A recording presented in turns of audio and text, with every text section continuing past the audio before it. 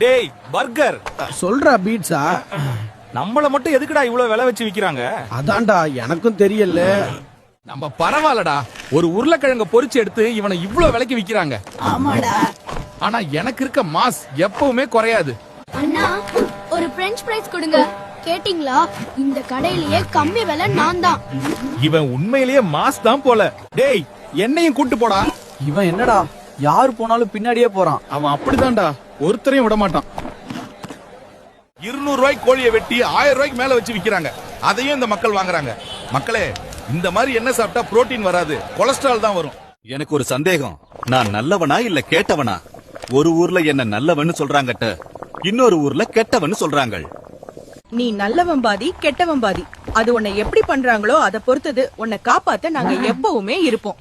நன்றி நண்பா. டேய் வாழைக்காய் சிப்ஸ். சொல்றா போட்டாட்டோ சிப்ஸ். நம்ம கிட்ட அப்படி என்ன இருக்கணும்? மக்கள் நம்மள இவ்ளோ லைக் பண்றாங்க.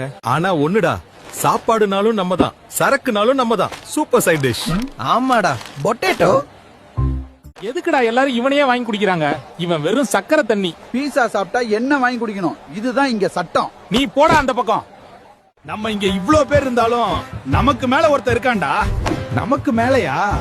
யாரா அந்த பையன்? நான் தான் அந்த பையன். ஊருக்கு ஊர், தெருவுக்கு தெரு, ஆல் ஏரியாலயும் ஐயா கில்லிடா.